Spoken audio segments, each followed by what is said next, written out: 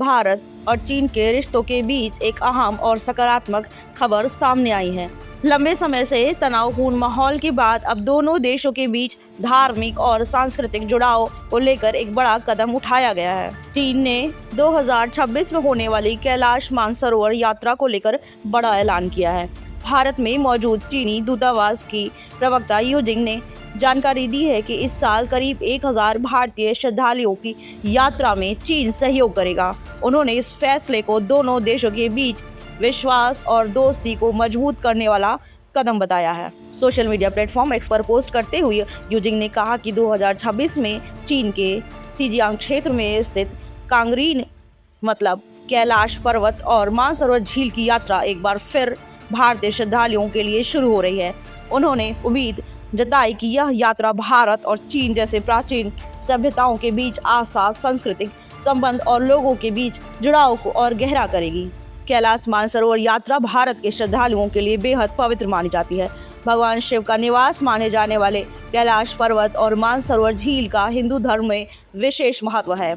साथ ही यह स्थान जैन और बौद्ध धर्म के अनुयायियों के लिए भी आस्था का केंद्र है। भारत सरकार का विदेश मंत्रालय हर साल इस यात्रा का आयोजन करता है।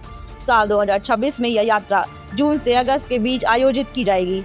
इस बार भी यात्रियों को दो प्रमुख मार्गों उत्तराखंड के लिपुलेख दर्रे और सिक्किम के नाथुला दर्रे के जरिए भेजा जाएगा।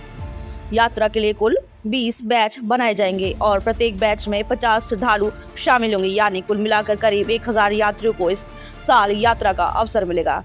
इच्छुक श्रद्धालु आधिकारिक वेबसाइट www.my.gov.in पर जाकर ऑनलाइन आवेदन कर सकते हैं। आवेदन की अंतिम तिथि 19 मई 2026 निर्धारित की गई है। चयन प्रक्रिया पूरी तरह कंप्यूटराइज्ड होगी, जिससे पारदर्शिता सुनिश्चित की जा सके। इसमें किसी तरह की सिफारिश या हस्तक्षेप की गुंजाइश नहीं होगी और महिला व पुरुष दोनों को समान अवसर दिया जाएगा।